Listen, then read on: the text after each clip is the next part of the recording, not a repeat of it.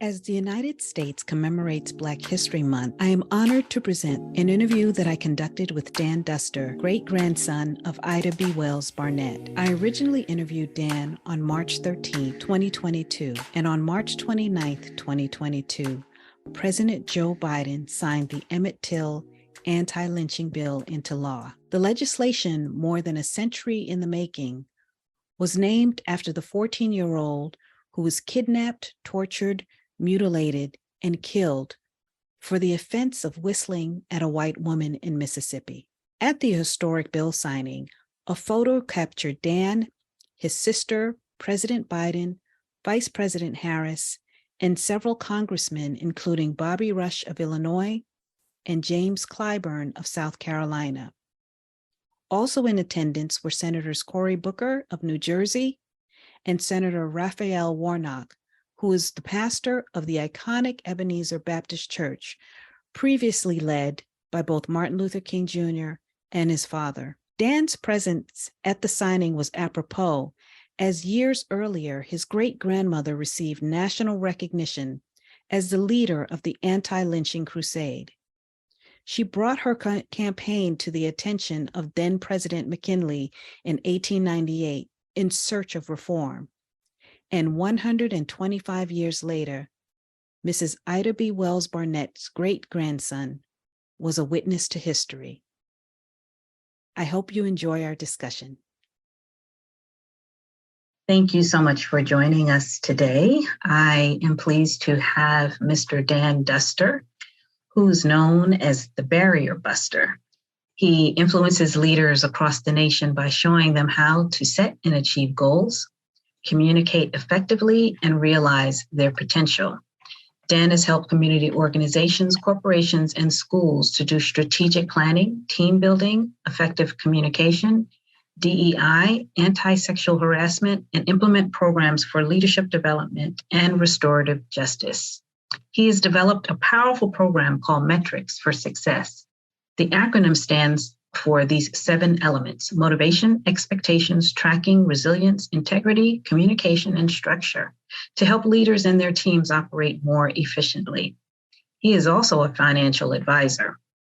In addition, he is the great-grandson of Ida B. Wells, and Dan talks about her struggles and triumphs in the late 1880s to motivate people to overcome obstacles and stand up against injustices in the workplace, schools, and communities.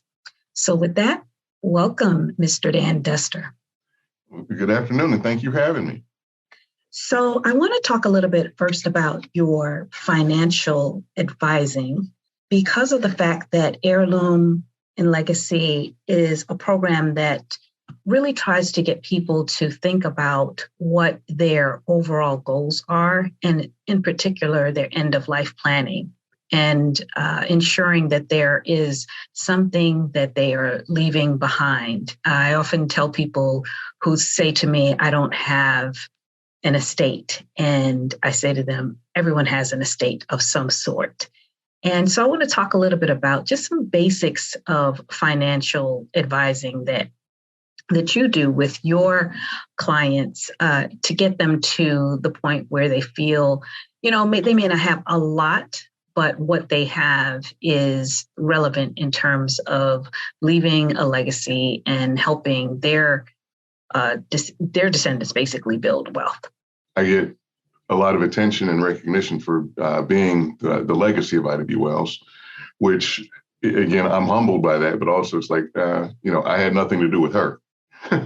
Right. So I would be more proud if I were to produce Ida B. Wells. That's phenomenal. As far as legacies go, I've been held accountable more so. So let's back up and just talk about the history and the lineage for Ida B. Wells. So Ida married Ferdinand Barnett, who we'll talk about him later. He was a prominent civil rights attorney in Chicago. And he already had 2 children. He was a widower, but he and Ida had 4 children together, which is Charles, Herman, Ida Jr., which is rare, but Ida did that. And then Alfreda, who she had when she was almost 42 years old. And then Alfreda had 5 children, Ben, Charles, Donald, Alfreda, and Troy. And Donald, the middle one, had 3, which David, Daniel, and Michelle. So that's the lineage. As far as legacies go, I, at an early age, was held far more accountable as a duster in the Chicago area versus a descendant of Ida B. Wells.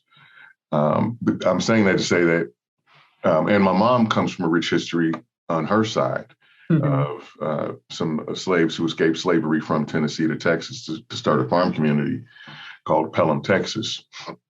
And so I was, taught about legacy at an early age. Now, as far as me being a financial advisor, and the legacy that's important there is, I got into financial services because I unfortunately had a number of friends who were passing away and they didn't have their financial house in order. And so literally doing GoFundMe campaigns and so forth. And then looked at myself and my friends and realized that, we were taught, both of my parents college educated, advanced degrees and so forth.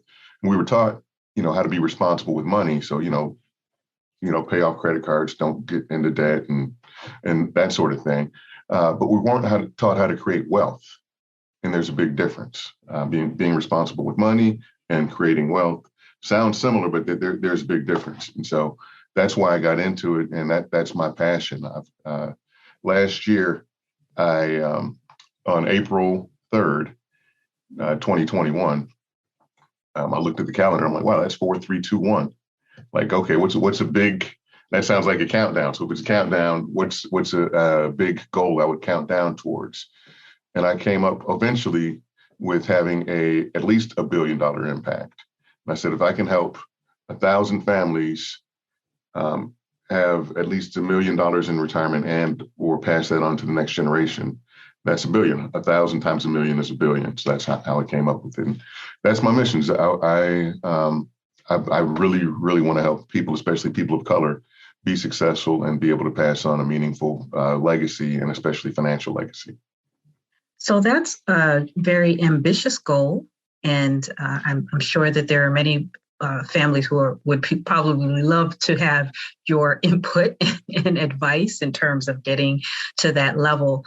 What would you suggest for someone who may just want to start off with any type of financial kind of, I guess, grounding in terms of a financial strategy to do some basic things? We can talk about going further into the $1 million, but just some basic things, like you mentioned paying off credit card debt. Anything else that you think would help ground people in getting to a place where they're a little bit more fiscally sound? Sure. So top couple of things are being responsible with money. So, living beneath your means. It's not how much you make, it's how much you save or invest that makes the big difference. And then redirecting is that, so if you are in debt, I say typically we pay higher interest. The more financially challenged you are, the more that you're going to pay in interest rates. And I've got a workshop that I do called Be Interested in Interest Rates. Is that we'll think about paying off something on a monthly basis and say, okay, I'm paying $100 a month on it. But if you're paying 29% interest, you're going to pay a whole bunch of money, and it's going to be difficult to pay that off. So say number one is pay off, don't get into high interest debt. But if you are, pay that off first and hold tight on whatever else you go. So credit, credit is not bad. It's paying high interest for credit is bad. And so, you can do some things to improve your credit score and have as much credit as you want, because the more credit you have, the more flexibility you have. But number one is pay off the high interest. Number two, as far as people working, is so our generation is kind of the first generation that really won't have access to pensions. It's been a transition. In the late 80s, mid to late 80s, 80+% of companies, 87% of companies had pensions. And right now it's the exact opposite. It's about 14% of companies who have pensions. And so corporate America decided during that time frame that, hey, we're not going to be responsible for your pension. It's not a sustainable model. So I'm not mad at them. The pension structure was designed for people to, work for 25, 30 years, retire at 60, 62, 65, live for another 5 years and die. So the challenge is we don't comply and die. And so it messes up the whole pension structure, right? So Yeah. just the numbers behind it is, life expectancy, if it was 68, right now it's 78, and some people are living into their 80s and 90s. And if you're collecting a pension, that's not a sustainable model. So I get it. Now, the current situation is 401ks, whatever, self-retirement plan. So that's 401k, 403b, 457, depending on what type of organization or agency you're with. Or if you've got your own company, you can do your own 401k or your own IRA, all pre-tax retirement accounts. And so max, especially if you're with a company that matches, max out the match. So that's number two. So number one is, say that again. Right. So number one is, right, pay off high interest or don't get into debt. If you do pay off the high interest, number two is max out the match. So if they're matching, there's nothing better than free money. So a lot of companies will match anywhere from 3 to 6%, and some match dollar for dollar, some match 50 cents on the dollar. Whatever the match is, max that out. So that's number two. And then if you still can, again, there's some income limits. You can do your own Roth IRA. So IRA is individual retirement account. Again, traditional is that goes in pre-tax. The Roth, I wish they called it something different because it's the exact opposite. So an IRA goes in pre-tax whenever you touch that money, hopefully after retirement, after age 59 and a half, then you're going to be taxed on it because the government wants to get their tax money. They're typically going to get it once. So if they didn't get it going in, when you access it, they're going to get it. If you access it before 59 and a half, you'll get a 10% penalty. Unless there's an emergency, please don't do that. You're just giving the government 10%. So find another way if you can. If you can't, I understand. And most of the advice that I give comes as do as I say, not as I've done. So I've cashed out 401k when I was younger because I didn't fully understand it. And I'm like, retirement is way down the road. I don't need to worry about that. At age 53, I'm like, oh, who's that? Retirement. Yeah. And I think that some of us really probably did do it younger because I did the same, younger, and you're not thinking about retirement, but you don't even realize those years fly by fast. And then you look back and you say, now I understand why. People stay at jobs that have a 401k and they're able to put money in, maxing out why that is so important, and ensuring that you are being a good steward with your money so that you're not paying the high interest rates, right? That you can get the lower interest rates. We saw at the height of the pandemic that the interest rates were lower, and if you didn't have a lot of expenses, you were able to capitalize on that. Well, a lot of people were living as they saw, paycheck to paycheck. So it was really kind of hard to take advantage of those tax breaks. So the folks who were getting tax break advantages were the people who had, a significant amount of money to begin with, not the person that was living paycheck to paycheck necessarily and losing their apartment and losing their home. So yeah, all of those things, very, very important to do. So let's talk a little bit about once you've done some of those things and you have, you're able to maintain the salary that you have and have maybe a 401k or one of those other investment properties that you mentioned, as well as you're keeping your credit card debt down and all your other consumer debt, because we know that there's, the cars and everything else that you might have. What are some of the other things in terms of maybe student loans and education that you would suggest people do? Yeah, so I'm writing down a couple of notes here. So yes, plenty of advice on that. So number one is, when you have kids, so I was brainwashed in a great way in that I was always asked, again, education was normal in my family.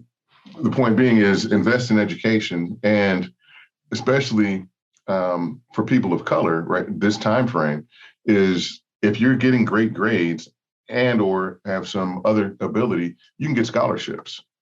So education is one of the best things that you can invest in to get scholarships for academic. I've got a friend of mine who sent how many, and I won't say his name, but the other people will know. He's got several daughters that they went to college on bowling scholarships, right? And so there's other sports that are out here that people can get scholarships on, or so look for scholarships. Is another thing that you can do.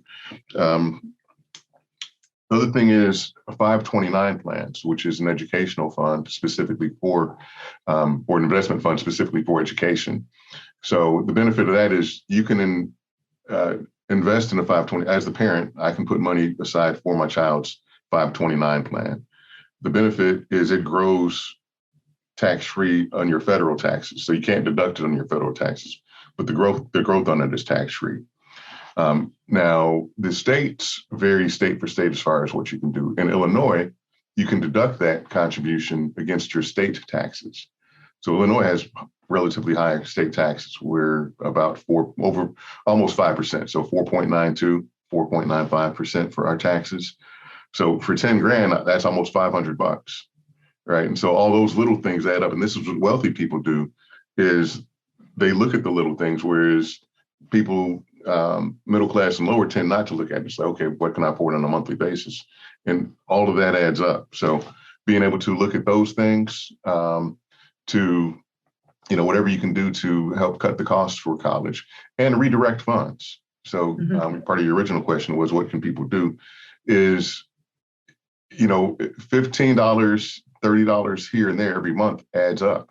And I can show you how, and I don't have the model with me right now, but starting at age in your 20s, as late as 30, if you can redirect $200 a month in an investment that's going to give you about 9 to 10% return, which the S&P 500 does. So that's a return on average return over a long-term period. So sometimes it may be more, sometimes it may be less, but it'll average 10%. And if you can increase your investment by 5% every year, so you start with $200, next year is 210, next year is 221, and so forth, you'll be a millionaire in 25, 30 years. And those are simple things to redirect. So 200, again, if I had done that in my 20s, that's staying, instead of going to clubs 2 nights a week or 8 times a month, if I miss 2 days, that's $100, right? And if I do some other simple redirections, haven't done that for that long, I'd have over $1 million right now. So I've been talking for a while, so I'll stop. I think that answers most of your question. Yes, definitely. And hopefully as young people listen to this, they'll say, oh, wow, if I put away just that amount of money, in 20 years, 25 years, I could be a millionaire. So some other quick redirects are limit or eliminate some of the things that you're doing on cable or streaming services, or rotate, right? So if you're a binge watcher, so if you've got whatever, HBO, Hulu, Netflix, instead of having them all 4 every month, paying anywhere from 12 to 15, $20, rotate. So there's no cost to turn them on and off, right? So I'm going to do HBO this month. I'm going to do Netflix next month. And all that adds up. So those are, again, some simple ideas to help you get through that. If you're part of a big box or, Costco or Sam's Club, go in with somebody else, share on the membership. I'm single and I shop at both. And so what I'll do is exchange food with other folks who do that. And it doesn't sound like a lot. And again, I'm doing well right now, but just because I'm doing well doesn't mean that I'm going to, again, and God has blessed me, Angelyn, to have been in different situations. So a little bit more about my background. Came out of college, worked for IBM, made 32 grand a year from 89 and kept going up. I was with IBM, Abbott, Coca-Cola, moved out to the DC area for a few years, did some other things, came back to Chicago in 01. I had already started my business, but to officially launch my business in 01, I started just before 9/11. So some contracts that I had, they're like, sorry, dude, like, we're not doing it. And I tore my Achilles tendon, and so couldn't walk for about 4 months. And so my first year on my own, 2002, I made $4,200. And then for the next few years, I made anywhere from 16 to 25,000. And so not that that's horrible, but I've been at 4,200. I was broke, and I amassed a lot of debt. And so I can appreciate when somebody says that they're broke, or, how do you get out of this situation? I've been in that situation. So God has blessed me to be in different situations. I'm waiting on super wealth right now. Yeah. So It's coming. I can tell people about that as well. But yeah, being broke, I've got my experience there, and being middle class and upper middle class, I got my experience there. You've seen it both sides. Absolutely. You've seen it both, and know how you can get out of those situations. And hard work is definitely one of them. But being smart about what you're able to bring in, and how you utilize those resources that you do bring in. So you grew up in Chicago, born and raised, and you left, went to the DC metro area, came back to Chicago, and that's where you reside now. So who inspired you when you were growing up? So it's interesting. I remember the first time I was asked that question, and my immediate response, because that's an interview question, it's like, who inspired you? Who's your role model? And my dad was my first response, by all means. And then I thought my parents, and then later on, Ida B. Wells. So my dad absolutely inspired me, in so many different ways, in that he was a very giving man, a generous man. Family was important for him.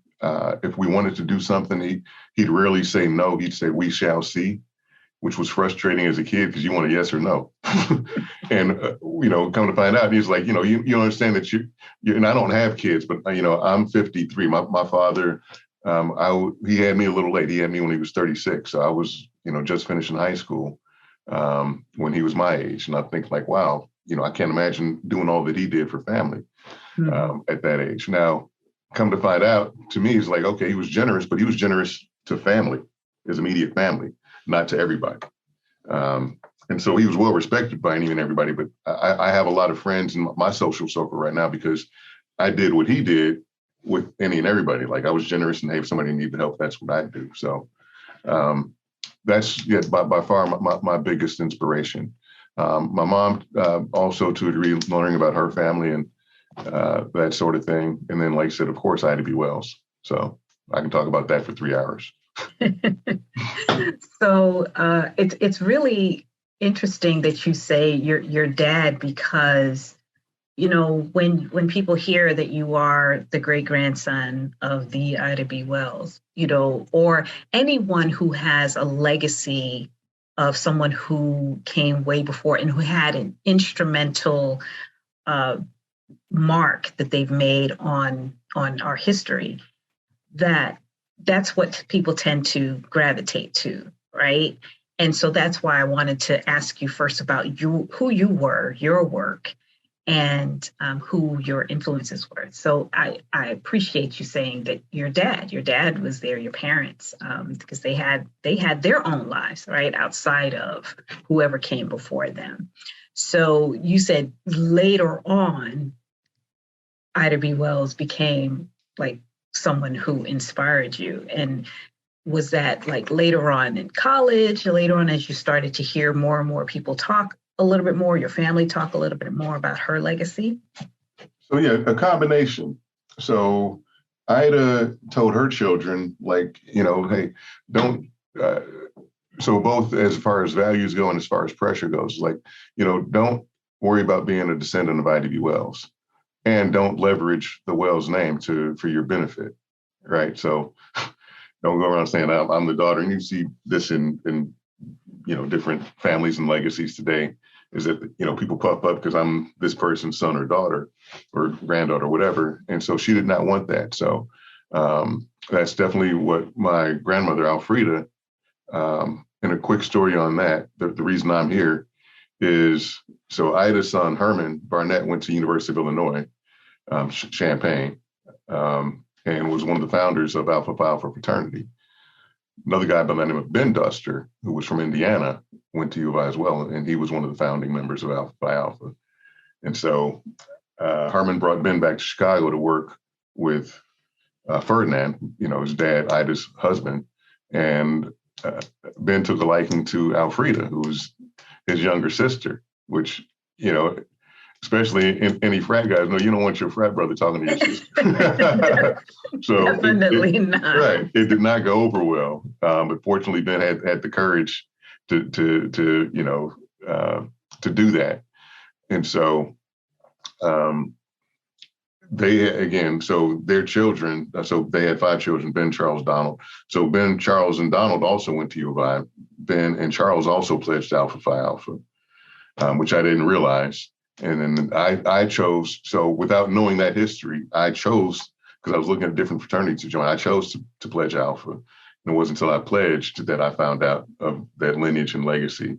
Mm-hmm. And that brought more attention to me. Anybody who's pledged would know that you'll get a little special attention for that. Yeah. Because you had some people that came before you. So, oh yeah. And it was like, okay, where's the Duster? Duster's like, oh, wow.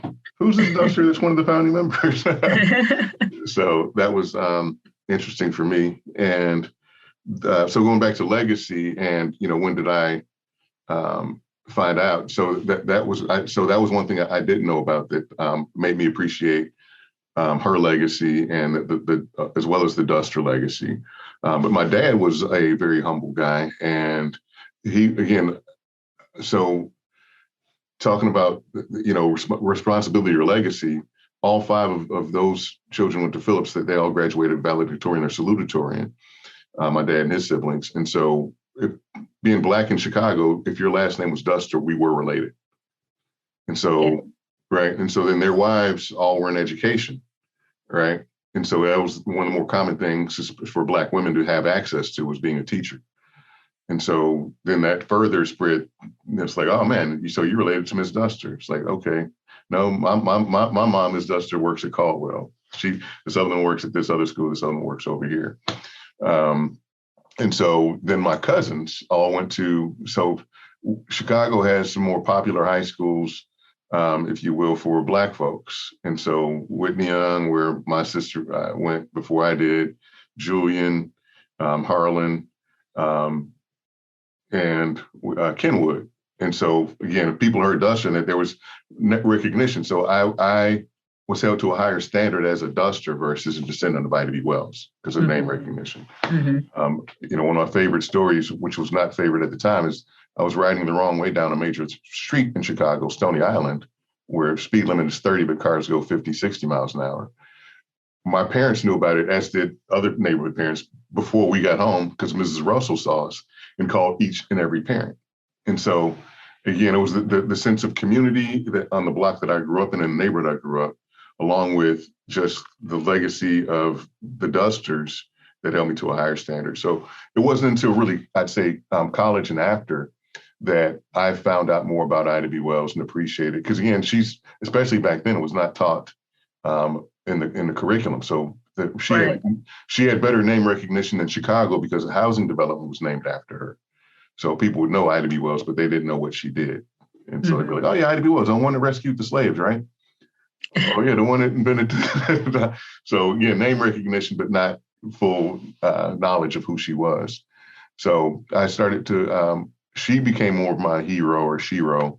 And as I began to read more about her and talk more about her, and really realize how courageous she was and vehement and vigilant that she was about civil rights and equality for everybody, and her willingness to risk her life and sacrifice her time and time with family to be one of the most prominent civil rights people in America's history.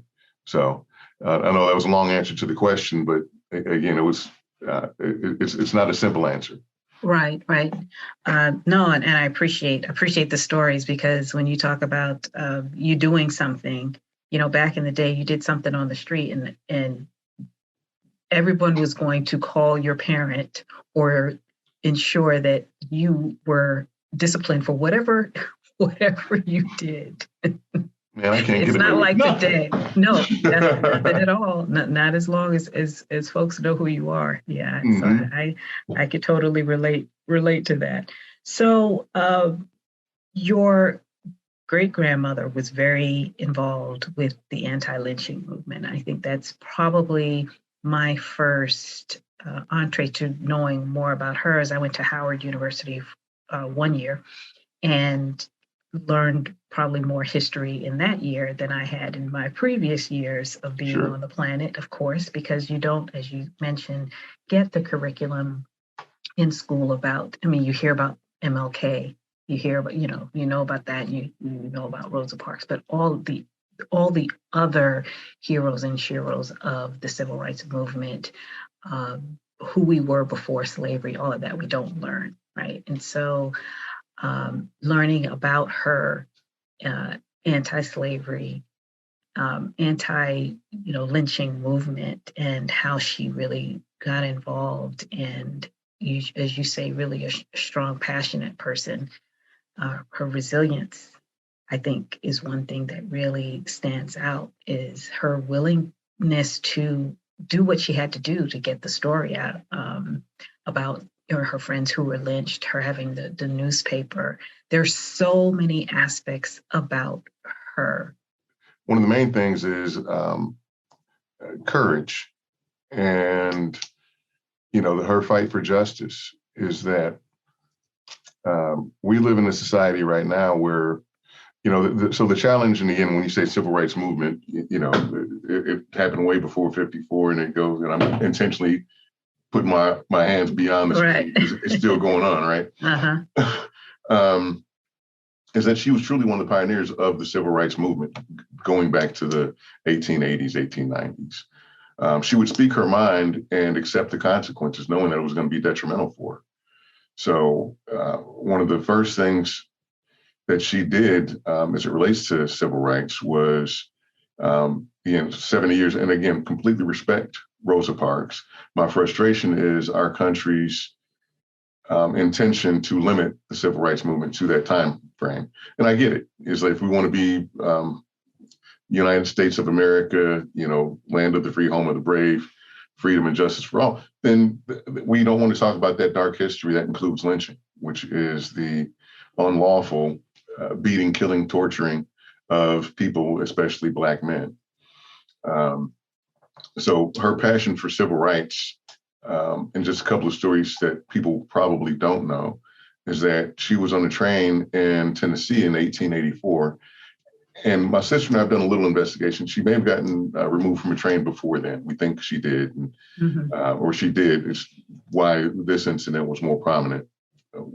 We think, so not sure, but she was physically removed from a train. And so at the time you had the Jim Crow laws, where it was illegal to have segregation nationally, but then you could have things separate but equal.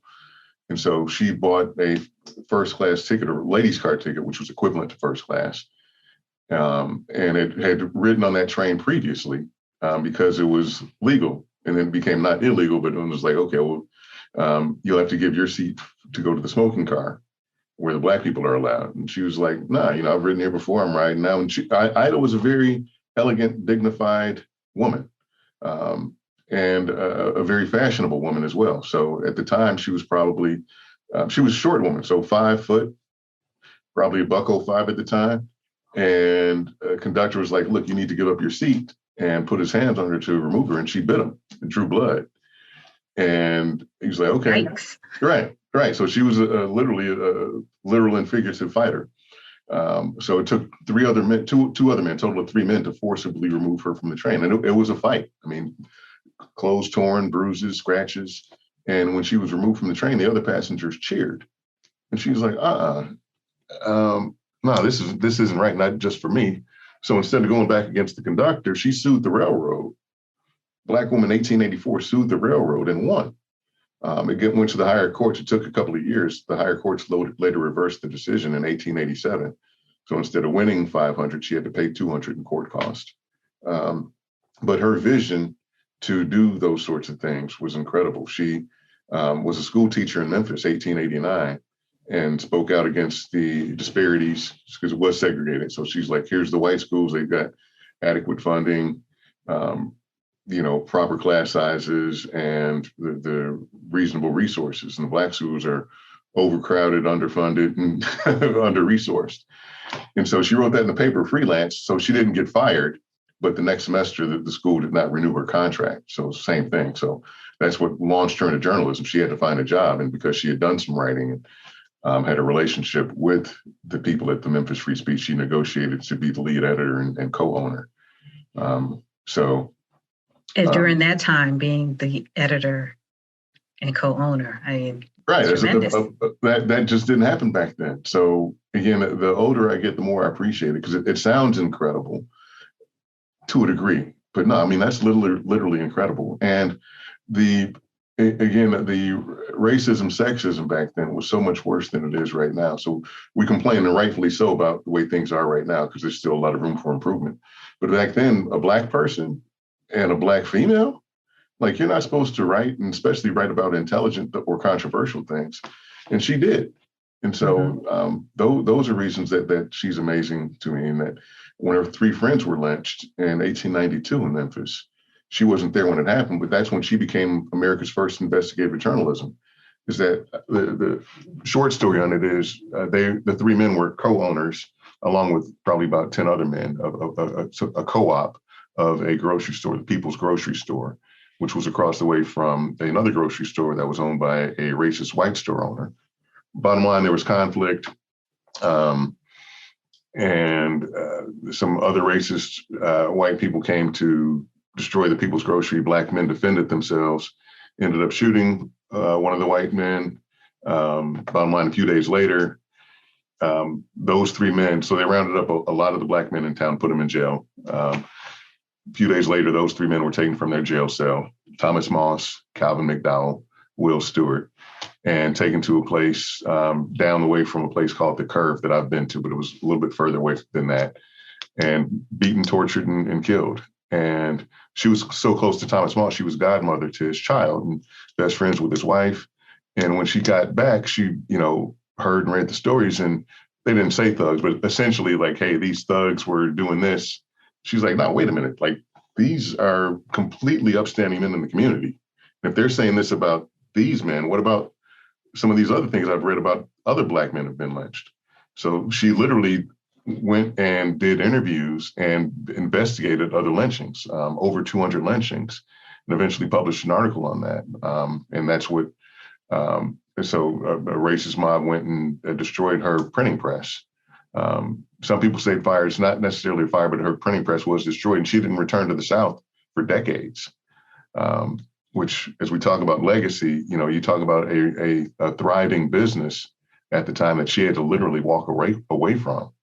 Mm-hmm. And so the economic impact of that, affects generations. If you've got a news media entity, which at the time was a newspaper, that you can have be successful and pass down, wow, that's a financial legacy that was not able to continue.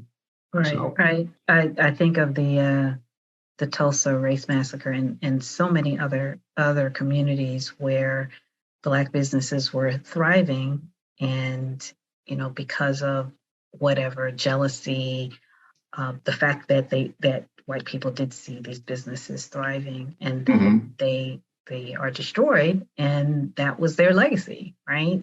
Mm-hmm. Any heirlooms that they had in their homes during Tulsa, all destroyed. The stories suppressed even in the schools in Oklahoma, that people just didn't know this history. Correct. And so that just brings to mind that it's a blessing that this history is there. Mm-hmm. It's just a matter of finding it, because it's not going to be told in schools the way we would like for it to be. And so we don't want our kids to be educated about anything historical wise. Right. Well, right. Nothing bad. I mean, that's the challenge. Is I love America. I love the USA. But for us to move forward, and again, we've made a ton of progress. There's still a ton more to be made. The challenge is to do it. You've got to have open dialogue, open discussion, apologies, healing. When you say reparations, people won't run away from that word, but there needs to be some type of, you've got a system, right? You've got a system that has systematically, intentionally oppressed. And you see, I've got a whole bunch of books. You mm-hmm. read The Color of Law, you read The New Jim Crow, you read again, so many things were not just at a neighborhood. I'm saying from the higher courts to the higher courts in the states to the cities, is that it's systematic, intentional oppression. And so there needs to be systematic, intentional, purposeful remedies to that. And so, again, soapbox on that, which we can talk about another time. We can talk about that all day. Right. So let me ask you the lynching, because that's what it has been called, of Ahmaud Arbery, George Floyd. It's taken decades, but recently the House passed the anti-lynching legislation that was named after Emmett Till. What would she think about, here we are, 21st century, that lynchings are still occurring, and that there is now some anti-lynching legislation that has been passed? Like, how would she feel about this? Finally. So she, 1898, not alone, but with a group of other people as well, met with President McKinley to have lynching be a federal crime. And the significance of that is, if you think about it from just a basic thing, it's like, okay, well, lynching is murder, murder is murder, so what's the big deal? So murders are investigated at a local level for the most part. And so if I'm the sheriff of a town and that's my brother or cousin or my fishing buddy who did the lynching, guess what? Nobody's going to jail, right? And so and again, you have different statistics, anywhere from upper 4,000, 4,500, 4,600 documented lynchings. And I'd say the number is probably 5 to 10 times that of people who were killed with. But again, lynching is the beating, torture, murder of somebody without a legal trial, without legal representation. And so literally only a handful of people were properly accused, and almost no one went to jail for lynchings.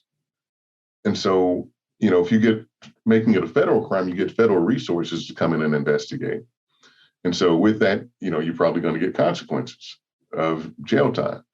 And again, if I know that I can do something and get away with it, hey, I'll do it. Now, if I know there are consequences, I may not do it. So who knows what the total impact would have been had they actually done it, and made lynching a federal crime. And on that side note, I was actually, in 2005, the U.S. Senate issued an apology for never passing any anti-lynching legislation. So, of course, for something, a bill to become a law, it needs to go through the House and then the Senate, or vice versa. So 3 times it went through the House and made it to the Senate, and the Senate did not sign off on it. And so that's why they issued an apology. And I met James Cameron, namesake to the movie director. He's at the time was America's oldest known lynching survivor, because technically a lynching involves death, but he did survive. And so he was with 2 other people, not when they committed the crime, but when they got caught. And so the first person was taken from his jail cell, beaten, tortured, killed. Second person, same thing. James, beaten, tortured, literally had the noose around his neck. And I've read different accounts whether it was a male or a female in the audience, but somebody was courageous and vehement enough to say, hey, stop, let him go. So they didn't let him go, but they cut him down, went to jail, served some time or whatever, but lived another almost 80 years. I met him in 2005, and he did the Black Holocaust Museum, got married, had children, grandchildren, great-grandchildren. And again, that's what we don't think about with lynching or, murdering or incarcerating the wrong person, is that you're not just saving that person. And James Cameron is easy because we can document it because he was a survivor. Children, grandchildren, great-grandchildren, right? Right, the generations. Right. Mm-hmm. So you're not just saving a person, you're saving generations, you're saving a legacy. And so that's the impact that making lynching a federal crime, which it finally is. And again, I know Ida's quote would have been, finally. This is ridiculous. It took so long. I'm sure she is like clapping in heaven right now. Mm-hmm.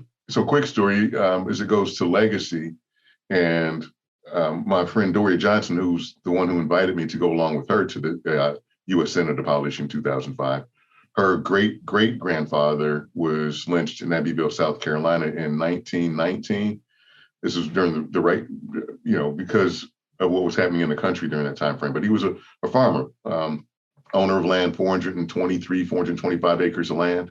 Got into a confrontation with so he's selling his cotton. Again, at the time, racist white store owners were not wanting to pay Blacks equal value for cotton. So you had a lot of riots, and that was one of the factors. Bottom line is, got into a conflict with the racist white store owner.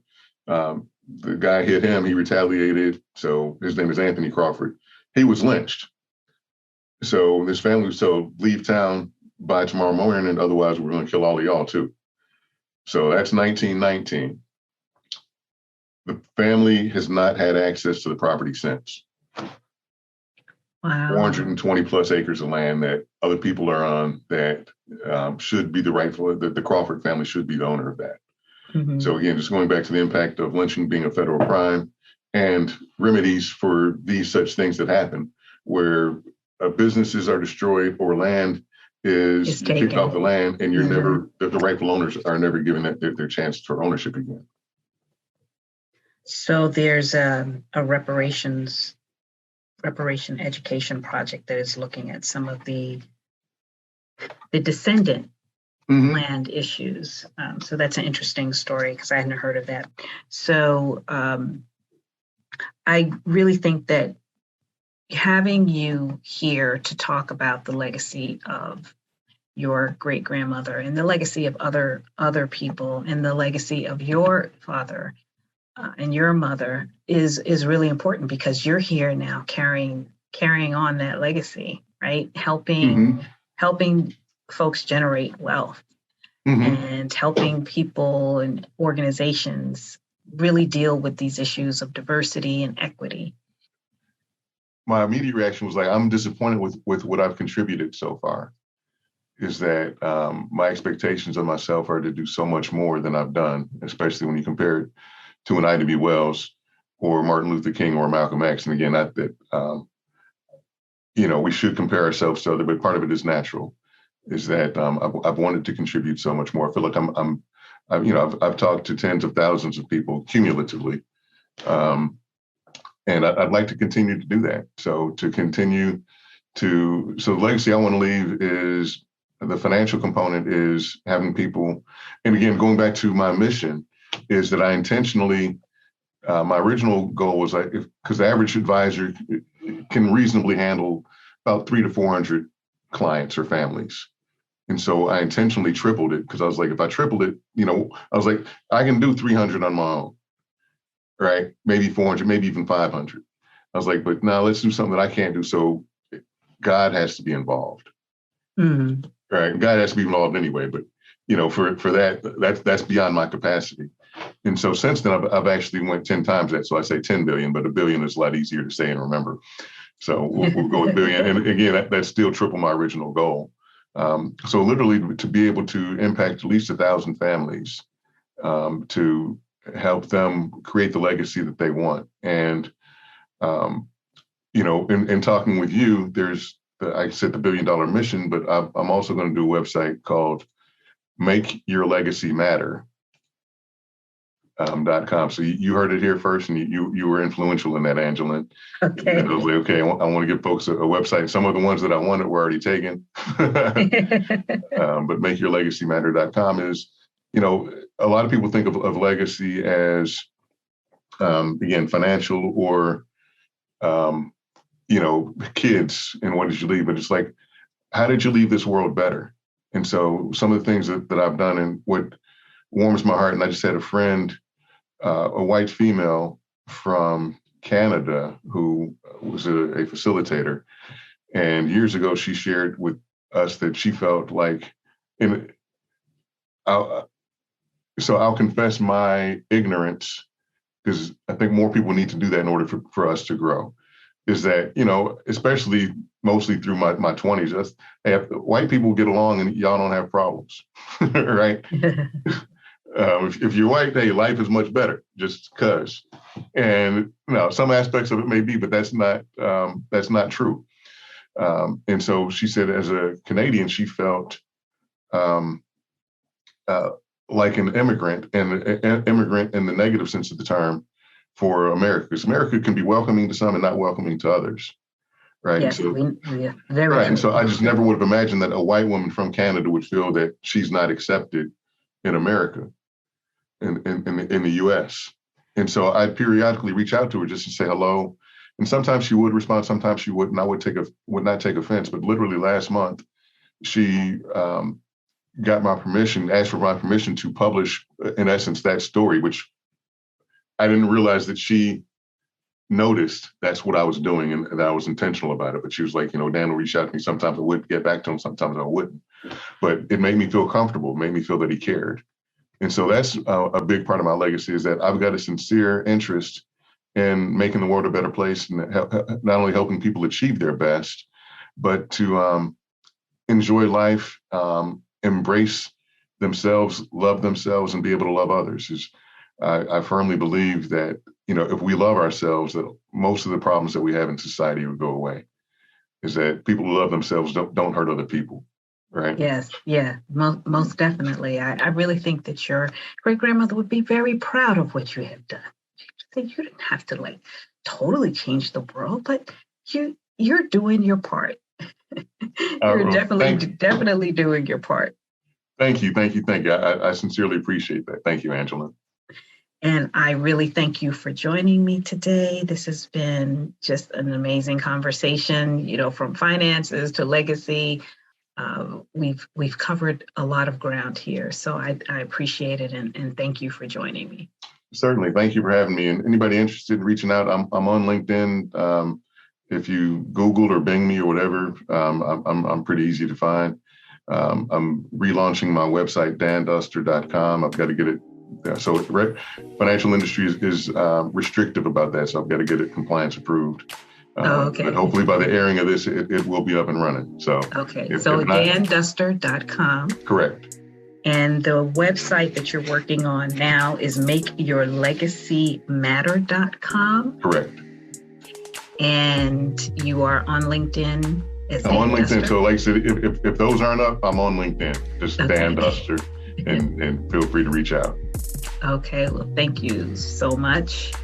And thank you. Good afternoon. And a big thank you to you for what you do. I appreciate what you're doing with heirloom estate and legacy preservation. I'm humbled and honored to be part of it, and hopefully we can do some other things in the future. Yes, most definitely. Thanks so much. All right, take care now. Take care. Thank you for listening to Heirloom and Legacy. If you want to learn more about the work of heirloom estate and legacy preservation, you can find us on the web at legacypreservation.life, on Instagram at legacypreservation, and on Twitter at Heirloom Legacy. Many thanks to my exceptional executive assistant, Queen Karen Garrison, aka Mommy Activist, and my outstanding podcast producer, Jonathan Reed, who you can find at reidentify.co. Thank you again for choosing Heirloom and Legacy. Please like, subscribe, and tell your friends about us.